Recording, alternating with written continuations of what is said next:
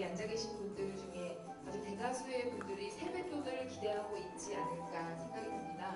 여기에 계신 모든 분들은 세뱃돈을 기대하고 계시지만 그 모든 분들 중에 전부는 그 세뱃돈을 불우이웃에게 기부하실 거라고 굳게 믿는 신비주의 미녀소설가 이은선입니다.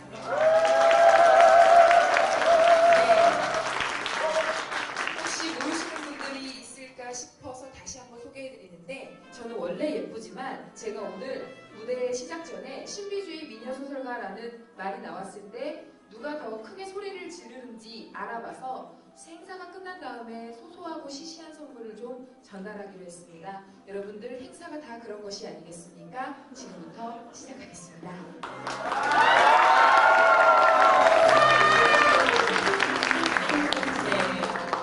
원하기 곧 만나러 갑니다 라는 슬로건을 내걸고 한국문학관협회와 한국문화예술위원회가 공동으로 주최, 올해 4월까지 총 8회로 예정된 전국 순회 문학 콘서트 문학카페 유랑극장.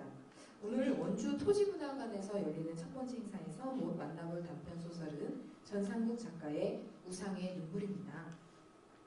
처음 들으셨던 문장은 많은 독자분들이 우상의 눈물 중에서 가장 인상 깊었다고 꼽는 대목입니다.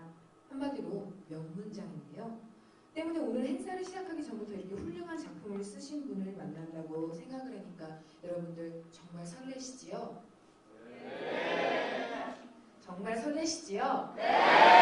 네. 뭐든지 한국인들은 두세 번은 물어봐야 이렇게 대답이 나와요. 알고 있습니다. 청소년 시절에 여러분들 우상이 있었나요? 제가 여러분 만날 때, 그러니까 청소년 시절의 우상은 대부분 여배우들 혹은 배우들이었습니다. 제 사진들이 저기 다 나와 있는데요.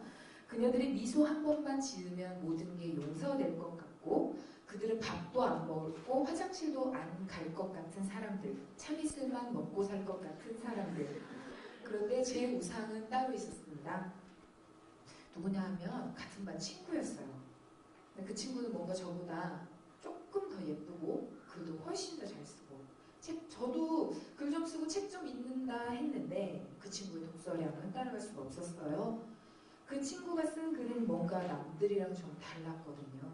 어른스럽고 감성적이고. 근데 저는 그 친구를 굉장히 동경했던 것 같아요. 제가 가지지 못한 그 친구의 어른스러운 분위기를 저는 그게 부러웠던 것 같아요. 우상의 눈물 속의 기표는 학급 내의 절대 권력의 상징입니다. 가진 비행에도 불구하고 그분들은 그에게 함부로 하지 못해요. 그것은 기표가 두려웠기 때문이기도 하지만 누구나 한 번쯤은 꿈꿔봤을 청소년 시절의 비행 청소년, 즉 일진, 그 중에서도 절대 권력을 가진 인물, 소위 짱에 대한 은밀한 동경 때문이기도 하지 않을까 하는 생각이 듭니다. 누구신지 다 아시죠? 학교 2013에 나오는 2013 최고 대세남 김우빈입니다. 선생님들도 알고 계실 거라고 생각합니다. 김우빈이라는 배우입니다. 여러분들 학교에도 이런 전설의 일장이 있나요? 혹시 있다면 좀 손을 들어봐 주시겠어요? 우리 학교도 일진 있다. 와, 모범적인 학교에서만 오셨나보다. 그럼 혹시 내가 일진이다. 용감하게 손을 한번 들어봐 주시겠습니까? 안 계세요? 저기 일진 한 분 계시군요. 이 시대 최고 일진에게 중국산 발열량만을 선물해 드리겠습니다.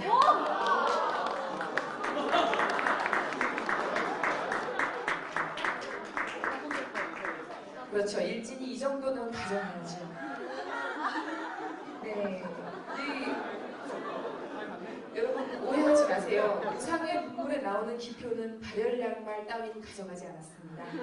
오늘 우리가 만나볼 소설 우상의 눈물에도 일진이 나오지요. 근데 이 일진이 참 애매해요. 처음에는 이런 나쁜 놈이 없어요. 네? 근데 뒤로 갈수록 나쁘다 못해 조금씩 불쌍해져 가요. 마지막에 여동생에게 편지를 남기고 떠날 때는 뭔가 좀 측은하기까지 한데요.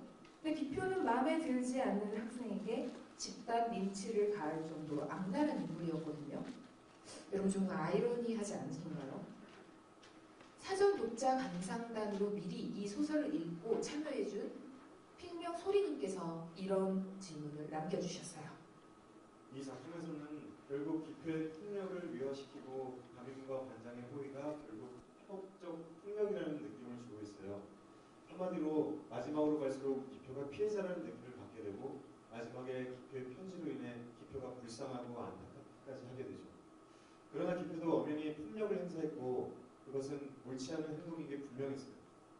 왜 기표를 피해자라는 느낌이 들도록 이야기를 전개하셨는지가 궁금해요. 라고 물어보셨습니다. 그리고 닉네임 은고님께서도 이렇게 말씀하셨어요. 기표는 피해자일까요? 가해자일까요? 라고 질문을 남겨주셨는데요. 이 질문에 대한 대답은 찬찬히 찾아보기로 하고요. 그보다 우선 여러분들 우상의 눈물 읽고 왔다. 부끄러워하지 않으셔도 됩니다. 손 번쩍 들어주세요. 이미 다 알고 있고 너무도 유명한 작품이고 또 한 번쯤은 읽어보진 않았다 하더라도 우상의 눈물 들어보셨을 분들 이 자리에 꽉 채우고 계신 거라고 생각을 합니다. 그런데 읽고 왔으면 뭘 합니까? 우리가 밥 먹으면서 다 잊어버렸는 거, 그죠?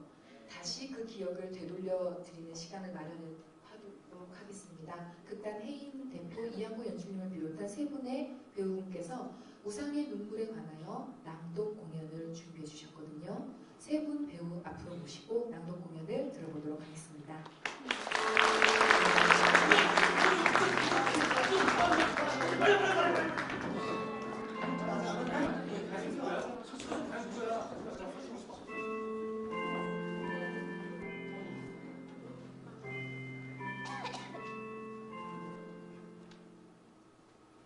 우상의 눈물.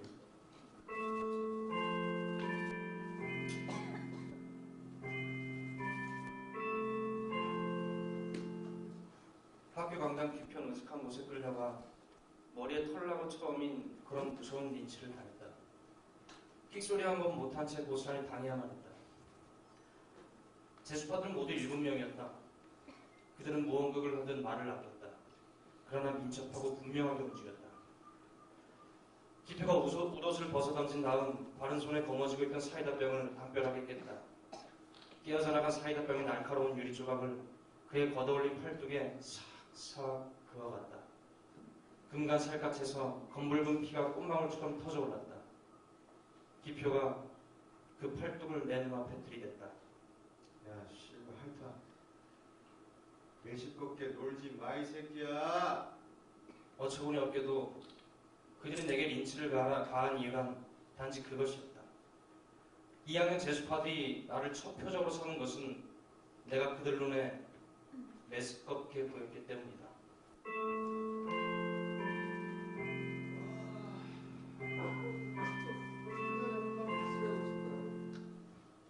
여대야, 너 그대로 참을 거냐? 분식집에서 만난 형우가 슬쩍 내 심중을 떠보고 있었다. 그 새끼는 악마야. 나는 나를 충동질하는 형우의 눈에서 자기도 미제에 당해야 하는 두려움과 아울러 나에 대한 선망이 깔려있음을 놓치지 않았다. 그날 반편성이 끝나고 키 크기에 따른 각자의 번호와 교실 좌석까지 다 정해졌을 때 새 담임이 된 김 선생이 입을 열었다. 이제부터 66명의 운명을 함께하는 역사적 출항을 선언한다. 목적지에 이를 때까지 단 한 사람의 나고자나 이탈자가 없기를 진심으로 기원한다. 아울러 이 시간 분명히 밝혀둘 건 우리들의 항해를 방해하는 자, 배의 순탄한 진로를 헛갈리게 하는 놈은 용서하지 않을 것이다. 선생님, 이 배의 선장은 누굽니까? 이 배의 선장이 누구냐? 그렇게 묻고 있는 사람의 번호와 이름은? 35번 이유대입니다. 그래? 예수를 판 유단가, 이스라엘 유단가. 오얀리 오규 큰 대자 이유대입니다. 좋았어. 이유대군이 오늘 이 시간부터 일주일간 2학년 13반의 임시 선장이다. 물론 일주일 뒤엔 새 선장을 뽑겠다. 다시 한번 강조해두겠다. 이 배의 주인은 여러분 자신이다. 이유대 선장, 내 말 뜻 알겠나?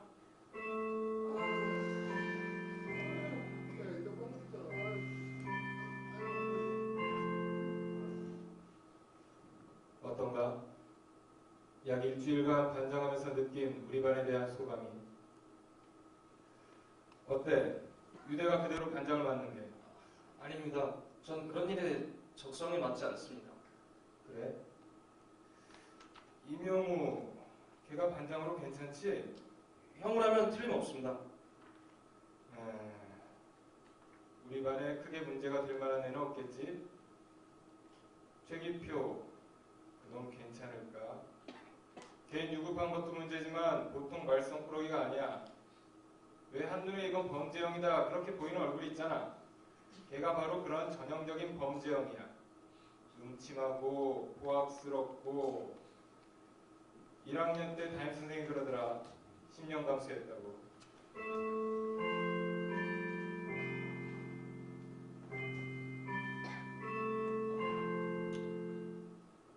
5월 중간고사가 끝나는 날 오후 반장인 형우가 드디어 제주파한테 다녔다.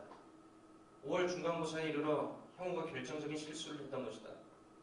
시험을 며칠 앞둔 어느 날 형우가 반에서 성적이 괜찮은 몇몇 아이를 모았다.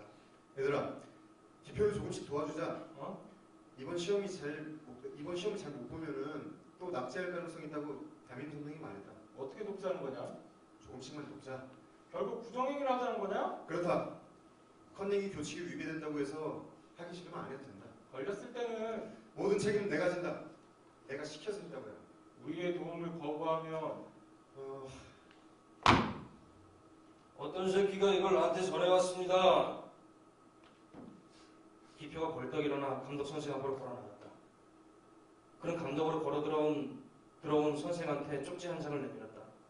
그리고 제자리에 돌아와 앉으며 사방을 적이 깊게 누려보았다. 누가 이런 메모지를 지금 저 학생한테 전달했나? 누군가 어떤 새끼냐? 이번에는 기표가 자리에 앉은 채 으르렁거렸다. 선생님, 제가 그랬습니다. 형우가 일어났다. 아닙니다. 그건 제가 썼습니다. 아니에요. 제가 접니다. 아니 접니다. 접니다. 앉아요. 오늘 이 일은 전혀 없었던 것으로 해두자. 아주 훌륭한 사람들이 모인 반이라는 생각이 든다. 종이 쪽지를 가지고 나왔던 사람의 모든 정신이나 우정이 무엇인가를 여실히 보여준 여러분 모두의 결의는 대단히 훌륭했다.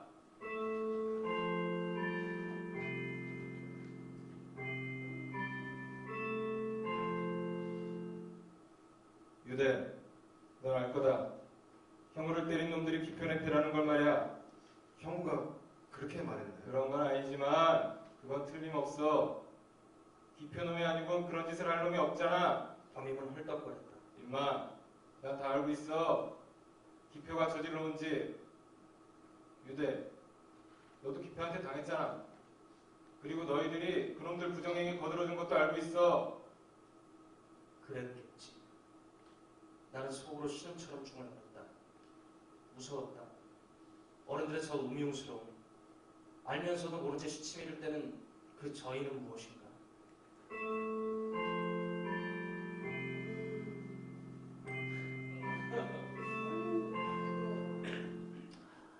형우는 우리 사이에서 일약 영웅이 되어버렸다.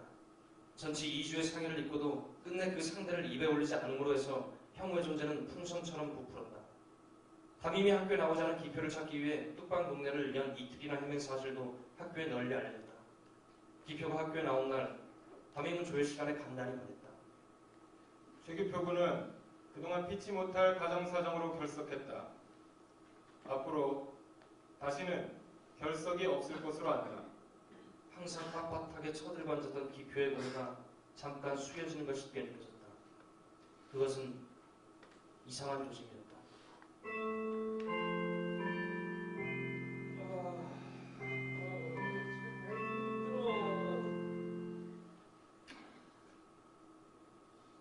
우리들이 컨닝을 도와준 것이 기표의 비위를 상하게 한 모양이지.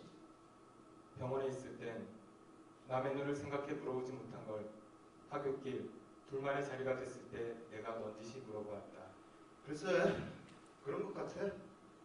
그때 그 일 담임 선생님이 시켜서 한 거지?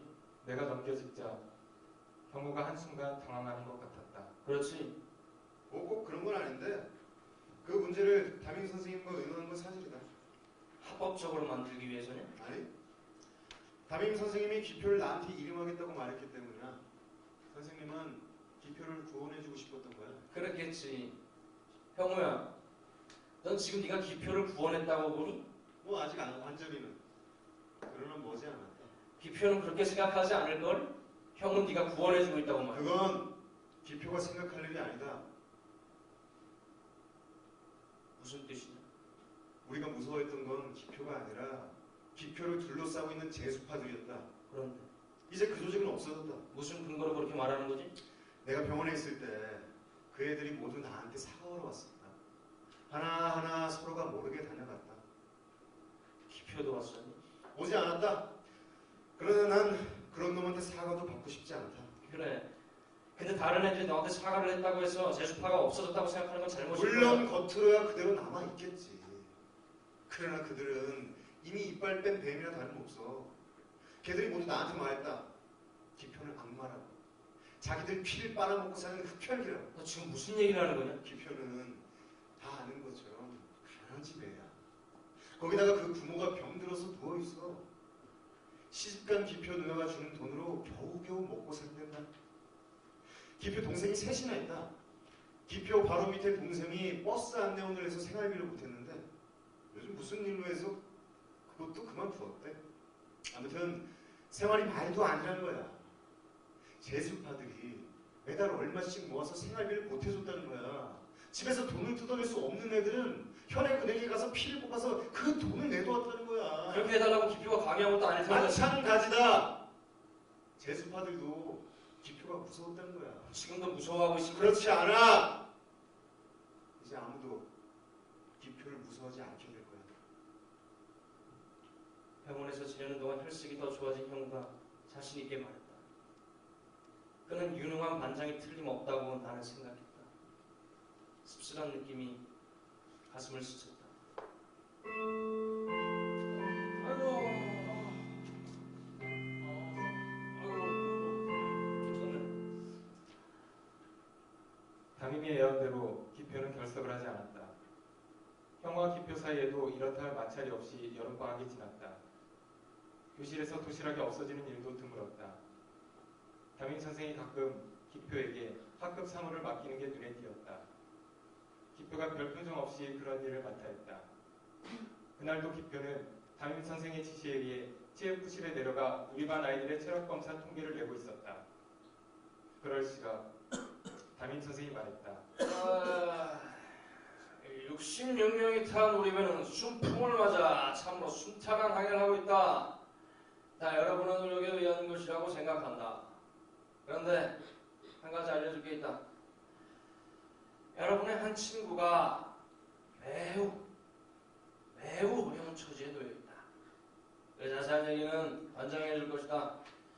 다만 담임으로서 당부하고 싶은 것은 그것이 남의 일이 아닌 내 일이라고 생각해서 그 사람을 돕는 일에 앞장서 주기 바란다. 담임 선생이 교단에서 내려서고 그 대신 반장 이명우가 사뭇 엄숙한 표정으로 단위에 섰다. 담임 선생님의 말씀처럼 지금 우리 친구 하나가 매우 어려운 처지에 놓여 있다. 좀 늦은 감이 있지만 지금이라도 힘을 합쳐서 그 친구를 구원해 주어야 한다고 생각한다. 이렇게 서두를 잡은 형우는 언젠가 하굣길에서 내게 들려준 기표의 가정 형편을 반 아이들한테 이야기하기 시작했다. 그런데 놀라운 일은 형우의 혀였다. 나한테 얘기를 들려줄 때 그런 적대감을 씻은 듯 감추고 오직 우위와 신뢰 가득한 말로써 우리의 친구 기표를 미화하는 일에 열을 올렸던 것이다. 기표 아버지가 중풍에 걸려 식물인간처럼 누워있는 전경이며 기표 어머니의 심장병, 그러한 부모들을 위해서 버스 안내원을 하던 기표 여동생의 눈물겨운 얘기. 나는 얼마 전 기표가 버스 안내원을 하던 여동생을 몹시 때린 일을 알고 있습니다. 그 여동생 몸이 약해 버스 안내원을 그만두었던 것인데 생활이 더 어렵게 되자 돈을 벌기 위해 술집에 나가기로 했었다는 것입니다. 우리는 그 여동생이 앞으로 어떤 무서운 수렁에 떨어져 내릴지는 아무도 알 수가 없습니다. 반 아이들은 상수 숙연한 자세로 형우의 말에 귀를 기울였다. 형우는 기표원의 가정 사정을 낱낱이 얘기함으로써 이제까지 우리들에게 신화적 존재로 불리면 기표의 허상을 빈곤이라는 그 역겨운 곳에 한 자락에 붙들어맨 다음 벌거벗기려 하는 것 같았다. 기표는 판잣집 그 냄새나는 어둑한 방에서 라면 가락을 허겁지겁 건져먹는 한 마리 동정받아 마땅한 벌레로 변신되어 나타났다. 한 가지 또 알려줄 게 있습니다. 그것은 어려운 처지의 친구들을 위해서 이제까지 남이 모르게 도와온 우정이 있다는 것입니다. 이제까지 우리들이 제수파라고 불러온 아이들입니다. 우리들이 무시해온 그들은 매달 용돈을 저축하고 또는 방학 때 공사장에 나가서 일을 해서 받은 돈으로 기표를 도와줘 온 것입니다. 그들 중에는 매달 자신의 귀한 피를 뽑아 그 돈을 내놓기도 했습니다. 우리들은 가끔 학교에 싸가지고 온 도시락이 텅텅 비어있는 것을 발견하고 기분 나쁘게 생각한 적도 있습니다. 그것은 진정으로 배고파 보지 못한 우리들의 우매함이었습니다. 남의 찬 도시락을 훔쳐먹어야 했던 우리의 가난한 이웃을 너무나도 모르고 지냈습니다. 나는 반장으로서 그 사실을 몹시 부끄럽게 생각합니다. 그것을 사과하는 뜻에서 나는 오늘이라도 우리의 친구 기표를 돕는 일에 앞장서기로 결심한 것입니다. 아이들이 술렁거리기 시작했다. 진짜요? 깊은 감동의 강물이 모두의 가슴 한가운데로 출렁거리며 흘러가고 있었던 것이다. 담임 선생이 교단으로 다가갔다. 그는 주머니에서 10,000원짜리 한 장을 꺼내어 교탁 위에 놓았다. 반장도 안주머니에 손을 넣었다.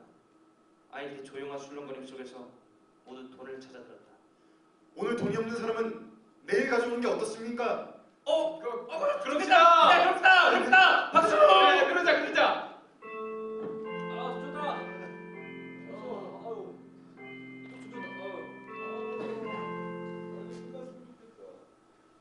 모 일간지 편집부국장을 지내는 학부형이 우리 반에 있었다.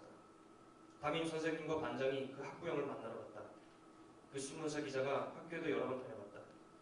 며칠 뒤에 신문 미담란에 우리 반 얘기가 크게 다뤄졌다. 박스 기사였다. 기표의 갸륵한 효성에서부터 제수파들의 우정어린 핏뽑기와 그보들로부터 시작된 친구 돕기 운동이 전국적으로 파급되어 일어난 성과가 자세하게 났다. 기표의 여동생 얘기도 끼어있어 그 기사를 읽은 우리들의 콧등이 새삼 찡했다. 기사 맨 위에 담임 선생님과 반장 그리고 기표의 사진이 박혀있었다. 교장 선생님의 지시에 의해 그 기사는 각 교실 뒤편 게시판에 붙이게 돼 있었다. 그 신문 기사가 나가고부터 월요 조회 때마다 교장 선생님은 사회 각계에서 보내오는 성금과 위문 편지를 최기표에게 전달했다. 담임 선생도 종례 때면 기표에게 편지 10장을 건넸다. 거기 여학생 편지도 많이 있으니까 혼자 몰래 보라고. 어? 아이들이 와 웃었다. 기표가 얼굴을 벌겋게 달구며 편지 다발을 책상 속에 넣어냈다. 그럴 때마다 아이들이 박수를 쳤다. 실로 화기애애한 반이 되었던 것이다. 기표 얘기가 영화로 된다며? 그렇대. 제수파들 중심으로 한 얘긴데 그 텔레비전에 나오는 제3교실 같은 거겠지? 진짜? 어디서 나온 얘긴지 기표의 얘기가 영화로 만들어진다는 소문이 파다했다. 이제 아이들은 도무지 기표를 무서워하지 않았다. 형이라고 호칭하는 아이도 드물었다. 아무나 곁에 가서 말을 걸 수가 있었고 때로는 어깨도 쳤다. 그것은 기표가 아주 부끄러움 잘 타는 아이로 변해버렸기 때문이다. 누구를 만나도 수줍어하는 그 아이는 그렇게 당당하던 체구마저도 왜소하게 짜부러진 채 우리가 보통 사진을 찍을 적에 치이즈하고 웃듯 그런 미소를 얼굴에 담고 있었다. 우리는 그렇게 미소 짓는 기표의 얼굴을 보면서 일사불란한 항해를 계속했다. 담임은 더욱 깊은 이해로서 우리 반을 돌봐주었다. 반장 형우는 그 나름의 성실과 지혜로 우리를 위해 헌신했다. 우리 교실에 들어오는 선생님마다 칭찬의 말을 아끼지 않았다. 기표의 얘기가 영어로 만들어진다는 얘기가 더욱 구체적으로 드러나기 시작했고 우리들은 덩달아 술렁거렸다. 그러던 어느 날 우리는 기표의 자리가 빈 것을 알았다. 다음 날도 그는 결석했다. 무단 결석이었다. 담임 선생이 한 아이를 기표의 집으로 보냈다. 집에도 없어. 이틀 전에 집 나갔대. 어디 갔는데? 몰라. 우리들은 서로 얼굴을 마주보며 술렁거리기 시작했다. 뭔가 심상치 않은 생각들이 머리를 스치고 지나갔다. 기표가 내리 사흘이나 결석을 한 아침나절이었다. 수업 중인데 담임이 형우와 나를 찾는 쪽지가 왔다. 우리가 교무실로 내려갔을 때 담임 선생은 병색이 완연해 배는 어떤 여자와 얘기를 나누고 있었다. 그네는 초가을인데도 낡고 두터운 오마를 걸치고 있었다. 아이고 우리 기표 친구들이구먼. 세상에 이렇게 고마운 친구들이 어디 있노. 그런데 그놈의 자식이. 그네는 몸을 일으켜 우리에게 굽실거리며 뺏긴 손수건으로 눈물을 찍어냈다. 그네는 우리의 손을 더듬어주고 싶어 했다. 자, 이제 그만 돌아가십시오. 애들하고 의논해서 찾아보겠습니다. 담임 선생은 기피 어머니를 내쫓듯 교무실에서 밀고 나갔다. 그네는 교무실을 나가며 자꾸 아쉬운 듯 우리들을 얼굴을 돌아다보았다. 그네를 배웅하고 돌아온 담임이 의자에 소리나게 주저앉으며 부들부들 떨리는 손으로 담배를 피워물었다. 이 망할 새끼가 끝까지 말썽이란 말이야. 그는 담배 연기를 깊이 빨아들였다가 내뿜으며 투덜거렸다. 내일 천일염 와서 사람들하고 만나기로 약속한 날이지 않냐. 그런데 이 망할 새끼가 그는 서랍에서 편지 하나를 꺼내 우리들 앞에 내던졌다. 기표가 바로 밑 여동생한테 보낸 편지였다. 편지 맨 앞줄에 이렇게 쓰여 있었다. 무섭다. 나는 무서워서 살 수가 없다.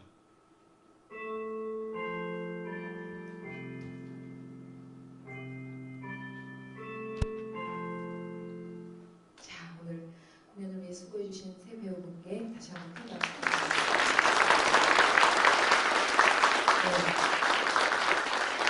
오늘 이 낭독 공연을 펼쳐주신 국단 해인의 대표 이양구 연출님께서 인터뷰를 긋고 사양하셨으나 제가 이 자리에 모셔서 인터뷰를 한번 해보도록 하겠습니다. 이번 낭독 공연의 연출을 맡아주셨는데요. 한 작품을 짧은 시간 내에 공연으로 만들어낸다는 것이 쉽지만은 않은 일이잖아요.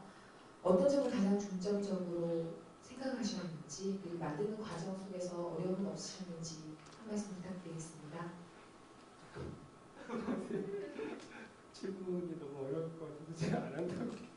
근데 좀 되게 어려워서 사실 각색 그러니까 20분 동안 해야 되니까 네. 소소하고도 좀 잘라야 되는데 그쵸. 너무 죄송하죠. 그렇게 자르는 게. 네. 저는 이제 중점적으로 생각하는 거는 이게 지배하는 방식에 관한 얘기를 일단은 읽었는데요. 예. 저는 이제 이게 물리적으로 폭력으로 지배한다 아니면 비그림이나 이런 거를 이렇게 하는데 예.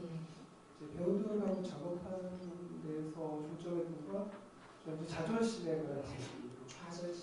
자존심. 150m 뒤에서 떨어져야 미남이라고 보이는 이 현배님께서 연기하시기에 현배님이 느끼는 기표는 어떤 인물인지 한 말씀 부탁드리겠습니다.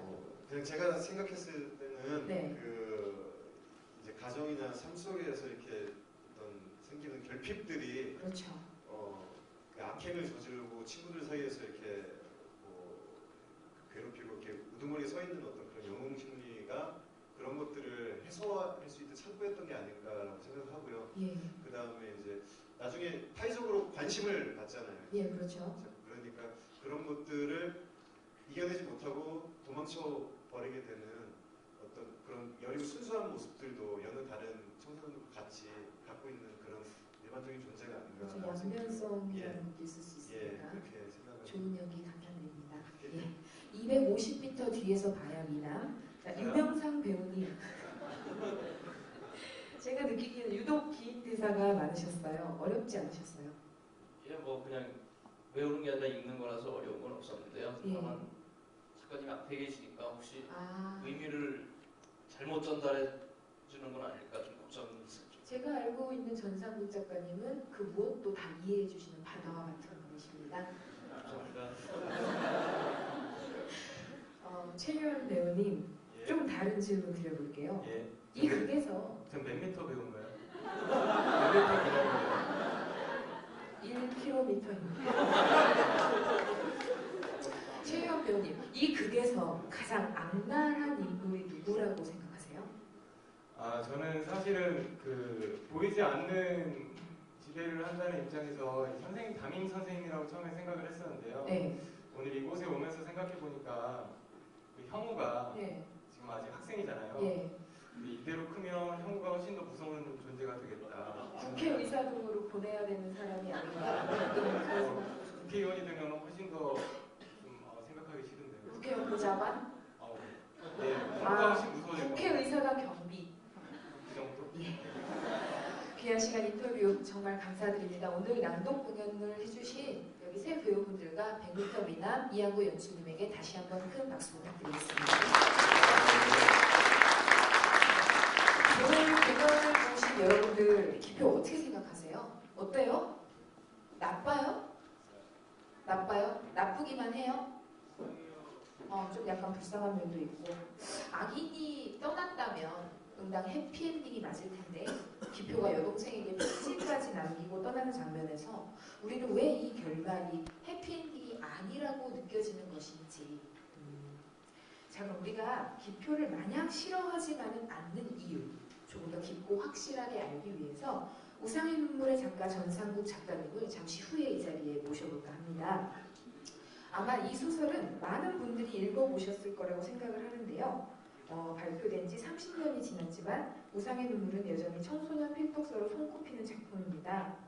그 작품을 쓰신 우리의 전상국 작가님을 큰 박수와 여러 가지 함성으로 모셔보도록 하겠습니다.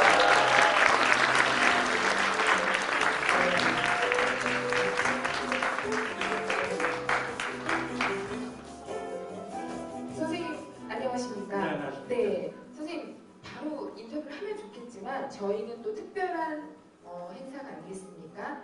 미녀 작가가 잠시 더 진행을 해보도록 하겠습니다. 잠시 앉아 계시지요. 자, 여러분들 왜 먼저 모셨냐면요. 우상의 눈물 하면 필독서잖아요. 수능에도 여러 번 나왔고 이미 여러분들이 알고 계신 전상국 선생님은 우상의 눈물뿐만 아니라 이미 우리나라의 아주 중추적인 역할을 하고 계신 문단의 중진이세요. 그러다 보니까 되게 무서울 것이다. 어쩌면 말도 붙이기 어려울 것이다 라는 선입견을 가지고 있는 청소년들이 있을지 몰라서 미리 이렇게 얼굴을 보여드렸습니다. 여러분 어떠세요? 여러분 어떠시냐고요? 싸우자는 건 아니죠? 전상 선생님 너무 좋으세요. 근데 선생님, 선생님이 과연 어떤 사람일까? 여기 청소년들이 미리 직접 말로는 못하고 미리 저에게 이런 쪽지를 보내왔습니다. 스피커라는 아이디를 쓰는 분이 글 자체인 분이실 것 같다. 기표? 형우?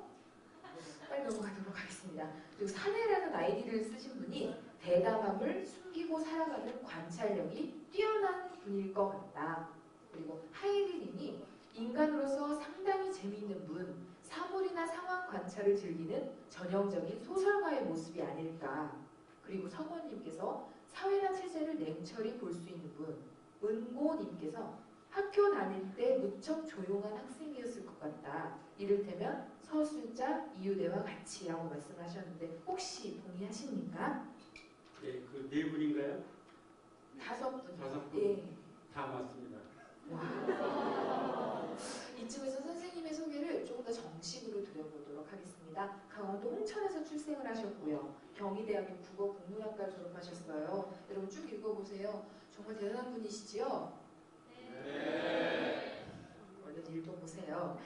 사실 이 정도 여러분이 마음만 먹으면 인터넷에서 얼마든지 알 수 있는 정보들입니다. 하지만 저희 한국문화예술위원회 문학유랑극단에서는 한국문화예술위원회에 숨겨진 디스패치 기자들을 열심히 일을 시켜서 작가의 사생활을 좀 파헤쳐 보았습니다. 선생님 좀 겁나시지요? 저희가 지금부터 문학 뭐 이런 거 잘 모르겠어요. 그냥 우리는 작가의 사생활을 더 궁금해하는 그 팀이니까 그렇죠? 지금부터 질문에 들어가도록 하겠습니다.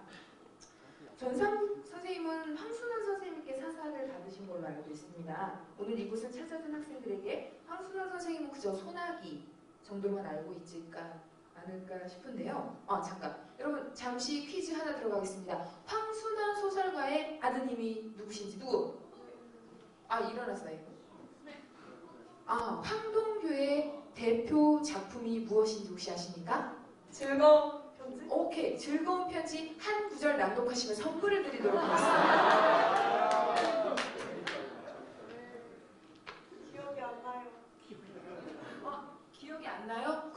혹시 즐거운 편지 한 구절 낭독하실 수 있는 분? 안 계십니까? 안 계십? 아, 네. 일어서셔서 즐거운 편지 한 구절을 낭독해 주시기 바랍니다. 내 그대를 생각하면 사소함일지언. 네. 기억이 안 나. 선물은 없는 걸로 하겠습니다. 자, 선생님 고등학교 때 한순환 장편소설 인간 정복을 읽은 것이 경희대학에 간 계기가 되셨다고 하셨습니다. 선생님의 문장론과 존 스타인백의 레드포니를 교재로 한 원서 강독 강의를 들었다고 하셨는데요. 그때 시절 이야기를 좀 잠시만 들려주시겠습니까? 네. 제가 그 경희대학교를 그때 많은 대학에 갈 때 여러분들도 문학평 분들도 많은 그 갈등을 느끼잖아요. 어느 대학을 갈 것인가. 그렇죠. 어떤 예측을 해야 되잖아요. 예측하고 선택을 해야 되는데 그때 예측을 하는 단계에 내 앞에 인간정복이라는 검은 표제 소설집이 하나 고등학교 때 나타났습니다. 그걸 읽고서 소설이 이렇게 맛깔스럽고 정갈한 문장으로 이렇게 사람들 얘기를 표현할 수 있구나. 그 작가가 경희대학교에 있다는 정보를 아는 순간 바로 선택을 해봤습니다. 경희대학교 가기로. 그리고 2학년 말까지 선생님을 한 번도 가까이 뵙지 못하다가 선생님을 뵙기 위해서는 내가 작가의 꿈을 가지고 왔으니까 소설을 한번 써봐야 되겠다. 소설을 열심히 썼습니다. 그래서 2학년 마칠 무렵에 대학교 마치고서는 그때는 그 대학에 교수 연구실이 따로 없었고 네. 학과 사무실에 선생님들이 계시는데 학과 사무실 앞에서 선생님이 나오시기를 기다려가지고 한참 돌아가는데 못 드리겠더라고요. 그 베레모를 쓰시고 바바리를 입으시고 손을 찔러놓으시고 걸어가서는 그 경희대 교정 그 모습을 하여튼 며칠 동안 따라다니면서 소설을 못 드리겠더라고요. 내가 읽은 작가의 그 앞에서 내 작품을 내가 내놓는다는 게 너무 그건 굉장히 어려운 일이 아니지 않습니까? 그래서 어느 날 용기를 내서 선생님 그때 강의도 못 들을 때 선생님 제가 소설을 쓰고 싶습니다. 이거 처음 한번 써본 건데 읽어주십시오. 그랬더니 그런가? 이름이 뭔가 그래서 내 전상국입니다. 선생님이 제 이름을 물어보셨고 그런가? 전상국군. 그랬더니 그걸 봉투를 받아가셨어요. 근데 안 돌려주시더라고요. 선생님이 내 이름을 잊었을 것 같고 맨날 학과 사무실 앞에서 알짱알짱하고 선생님이 걸어오시면 그 앞부터 지나가고 선생님이 나를 불러주길 바라는데 한 달 반 정도도 소식이 없더라고요. 여러분들이 글 쓰신 다음에 누구한테 봐달라 그러는데 반응이 오지 않으면 그거 엄청납니다. 이거. 맨날 전부 걷자 그러는데 어느 날 선생님이 내 그 앞에서 또 우리 지나가니까 전군 부르시더라고요. 나를 기억하고 계시더라고요. 그러더니 여기 옆구리에 끼워둔 봉투를 이렇게 하더니 그러더니 아무 소리 안 하고 봉투를 놔더니 잘 썼더구만. 잘 썼더구만. 딱 이 맞습니다. 그러고서 가시더라고요. 나한테 넘기시고. 내가 이 세상에서 내가 쓴 작품을 황순원 선생님이 잘 썼더구만. 이 말씀 하나 들을 때 그 다음에 고단 강의가 그 한문강도 있는데 그 강의 한 번 빠지면 예법점 나오거든요. 먼저 한 번 빠졌는데 불구하고 그 다음 강의를 무시하고 자취하는 그 당시 석관동, 임은동 그쪽에 집들이 없을 때 아닙니까? 거기서 석관동 자취집으로 뛰어갔어요. 혼자 읽고 싶더라고요. 선생님이 잘 썼다고 말씀하신 그 작품을 들고 뛰어가서 들어가자마자 봉투를 열고 잘 쓴 내 작품을 한번 다시 보고 싶더라고요. 이걸 여는 순간에 눈이 캄캄해지더라고요. 거기 선생님이 연필로 선생님은 전부 연필로 글을 쓰셨거든요. 쓸 때 연필로 하더니 원고지가 새까맣게 만들었다고요. 어휘, 낱말들을 전부 이렇게 지적해 놓으셨고 문장도 이렇게 놓으면서 주술 관계가 틀린 걸 바로 잡으셨는데 그때 느낀 거는 내가 털썩 주저앉았어요. 잘 썼던 건 아니라 너는 안 되겠다. 이건 뭐 글이 아니라는 그걸 지적받고 나서 얼마나 충격이 컸는지 모릅니다.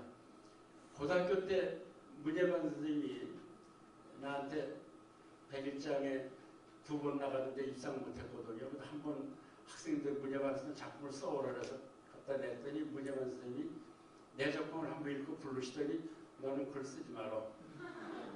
너는 어휘력과 문장력이 그때 일반 말로 잼병이라 그랬어요. 형편없어. 넌 문장력과 어휘력이 없어. 아니 작가가 되고 싶어서 문예반에 들어가는데 어휘력과 문장력이 없다는 걸 나한테 일깨워 주셨거든요. 그 충격이 굉장히 컸거든요. 그걸 있는 그게 이제 내 열등감이 된 거죠. 그런 열등감을 가지고 사는 사람 앞에 선생님이 보여주신 게 너는 어휘력과 문장력이 없어.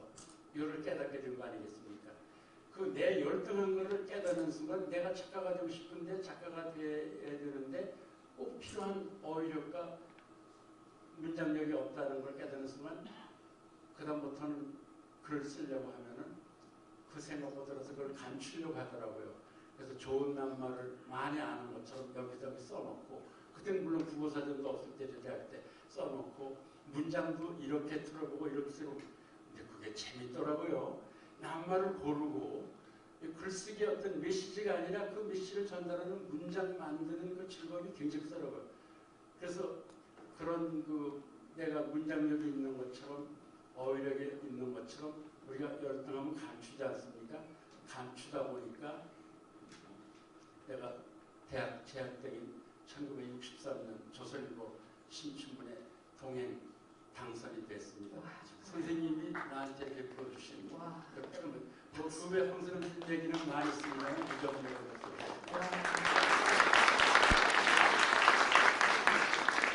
50년 전 이야기지만 등단 축하드립니다. 선생님의 데뷔작이신 동행의 마지막 구절이 아주 유명하지요. 흐흐흐흐흐 하고 대한민국 최초로 초성체를 쓰셨습니다. 시시통신과 인터넷 그 어휘가 나오기 전에 이미 선생님께서는 등단작에 초성체를 쓰셨어요. 선생님 요즘 그것 때문에 KBS 방송 스펀지에서도 선생님을 촬영을 해놨다고 해요. 요즘 학생들이 많이 쓰는 어떤 신조어랄까요? 크크크 같은 어떤 진짜 인터넷 초성체들을 보면 감회가 남다르실 것 같아요. 그런 언어들에 대해서 한번 감상을 좀 말씀해 주시겠습니까? 네, 그것도 하나의 글 쓰는 하나의 즐거움이 결국 언어죠. 어휘 선택. 그거에 한 것인데 내 글쓰기는 자꾸 어휘를 찾다 보니까 고르고 남들과 다른 어휘를 찾고 그러다 보니까 그런 문법을 파괴하는 즐거움. 그것이 내 글쓰기의 시작이었습니다. 그래서 뻐꾸기 소리도 웍국 쓴다든가 웃음소리도 국어사전에 있는 거는 절대 쓰지 않는다. 왜냐하면 국어사전에 있는 의성어는 이미 남들 귀에 익숙한 거 아니겠습니까? 의성어라는 건 그가 발로 바닥을 찾다. 어떻게 찾는가? 우리 국어는 이 의성 부사어죠. 의성, 의태어가 발달되는 가장 발달되어 있지 않습니까? 여기에 착안을 한 거죠. 이건 누구나 이 소리는 탁탁이라고 하는 거 누구도 소리 낼 수 없는 거 아니겠습니까?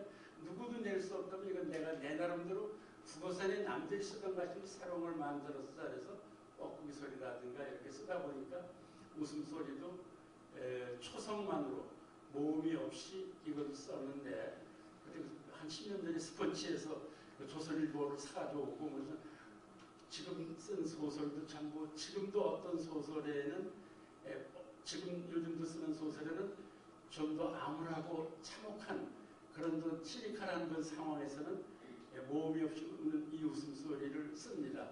독자들의 몫이죠.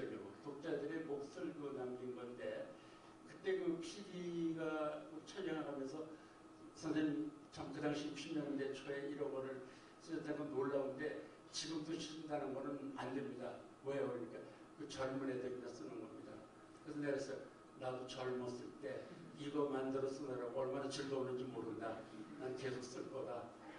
여러분들 채팅 언어에 많이 쓰는 그래서 나는 예를 들면 그 제기랄 같은 것도 제기랄까지 쓸 필요 없죠. 제기하고 리을만 쓰는 방법도 한다든가 이렇게 별 방법을 다 이렇게 시도하고 그것이 황순원 선생님이 일깨워주신 문학은 바로 언어, 그 문자 이거를 만지는 즐거움으로부터 시작되는 그것이 정확하지 않으면 독자와의 만남 우선 내 자신이 흡족하지 않은 일 그것이 그 원자료인 문학의 그 글자, 언어 이런 다루는 즐거움으로부터 시작할 때 쓴 것이라고 생각됩니다. 조선 제현현이신 전상국 선생님이십니다. 자, 선생님 지금 춘천에 있는 김유정 문학촌의 촌장님으로 계신데요. 네. 개관에서부터 혁혁한 공을 세우셨다고 익히 알고 있습니다. 한 인터뷰에서 나는 김유정에 미쳤다고까지 말씀을 하셨는데요. 김유정에게 사로잡힌 계기 혹은 이끈 힘이 무엇이었는지 궁금합니다. 김유정한테 미친 사람이라는 걸 알면서 김유정에 대해서 질문하면 감당할 수 있을 것 같아요. 잠시만 조금만 말씀해 주십시오. 네. 말씀하세요. 아, 김유정 어떤 문제를 문학촌 왜 미쳤는가 이런가요? 네. 글 쓰는 저도 소설 쓰는 사람으로서 그 선배 작가인 김유정 작가의 소설을 어느 때보다 접하면서 미치게 되더라고요. 우리가 뭐에 미친다는 거는 다른 사람이 잘 모르는 어떤 가치라든가 매력 이것을 조금 더 알기 때문에 특히 작품을 통해서 그걸 확인하게 된 순간 김유정은 그 젊은 나이에 어떻게 이런 작품을 썼을까. 예를 들면 중학교, 고등학교, 지금 국정교과서가 없어졌지만 국정교과서에 중고등학교 교과서에 봄봄 동백꽃이 해방이 왜 계속 수록되는 작가일까? 왜 그 30년대 작가의 소설이 지금도 교실에서 읽히고 있을까? 왜 지금도 재밌다고 할까? 이광수, 김동인, 연상섭, 최만식 하는 정말 기라성 같은 작가, 문학사 길이가 길죠. 책도 많이 내고 그런 분들에는 우리가 학자들이 문학사를 공부하기 위해서 그 작품을 연구하고 대학에서 그 시대 문학을 공부하기 위해서 이광수의 무정을 읽고 하지만 서점에 읽고 나서 리포트를 제출하고는 돌아가면서 괜히 근데 자유연의 사상이라는 게 좀 참 이상해요. 문장이 지금 문장은 너무 차이가 나요. 재미가 없어요. 전부 기분이 언짢은 마음으로 읽고 나서 거기에서 이룩한 그들의 문학적 가치를 몇 개는 인정하면서도 현대까지 그 가치를 인정하지 않더라고요. 그래서 서점에 가봤더니 김유정 소설은 지금도 서점에 나와 읽히고 있는데 무수히 많이 팔리고 있는데 이광수, 연상수, 김동인 소설은 교과서에서 다루되 일부분만 다루고 어떤 내용을 전체 문장이 읽히지 않더라고. 이것이 뭘까 그래서 김유정 소설을 다시 읽고 해보니까 역시 그럴 수밖에 없다. 발표작 31편의 소설, 짤막한 소설이 한학을 했음에도 불구하고 한자를 하나도 안 썼다. 또 그가 다룬 만무강 따라지, 우리 국어사전에 지금 나오죠. 고유어.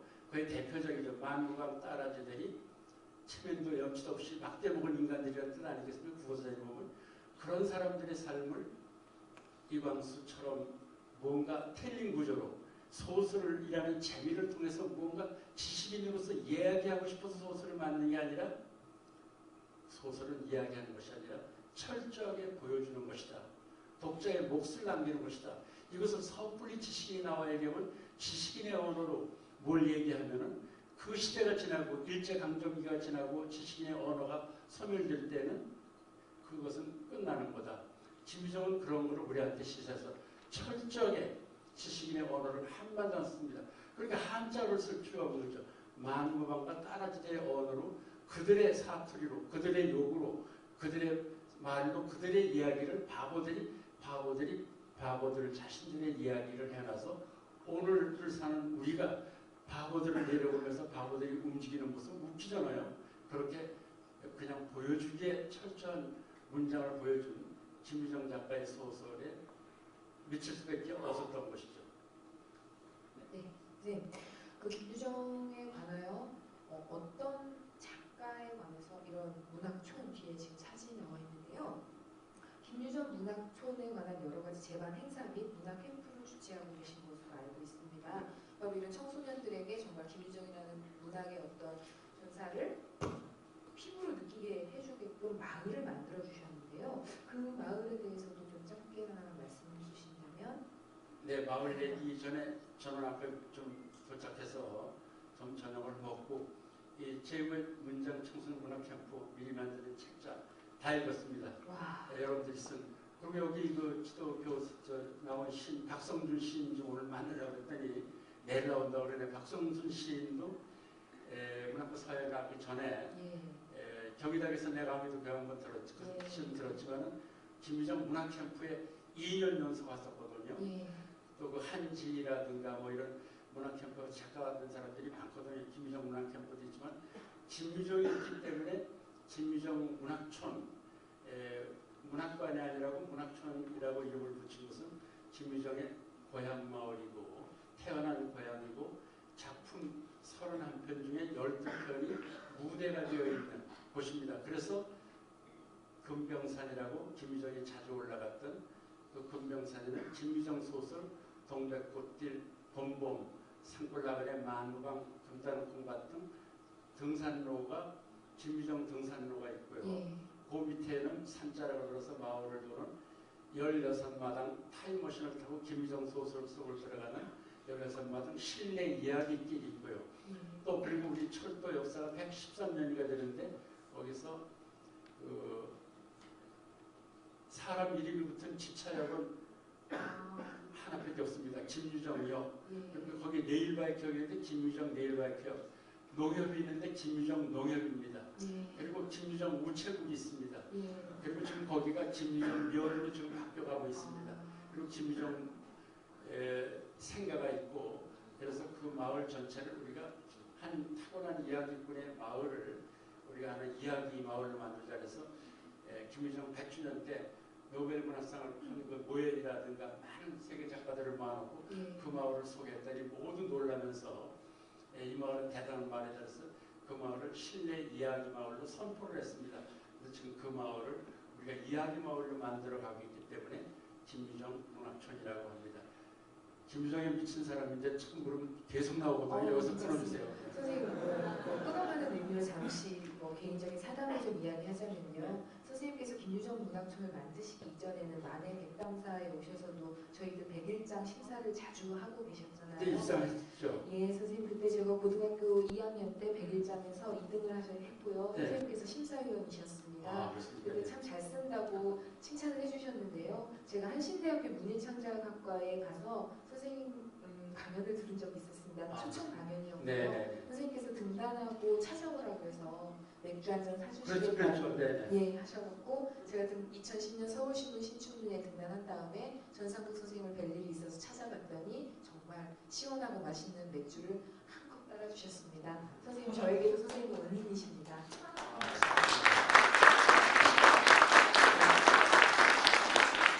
그래서 여러분들 그 팀 청소년들이잖아요. 여러분 나이 때 제가 이런 캠프 이런 100일장에 와서 상을 받고 그 맺은 인연이 지금까지도 이어지고 있는 것입니다.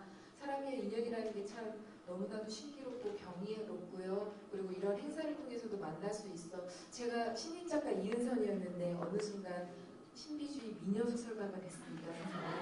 잘 눈여겨 봐주시기 바랍니다. 지금까지 김유정 문학촌을 너무 뜻깊게 설명해 주신 선생님의 문학론에 대해서도 잊지 마시고요. 선생님의 문학론에 대해서도 너무나도 진솔한 말씀을 해주신 전상국 선생님께 박수 한번 부탁드리겠습니다. 이은성 작가, 네. 이제 동료 작가로 서로 경쟁 관계에 해주셨습니다. 선생님 열심히 정진하겠습니다. 네, 선생님 감사합니다. 네.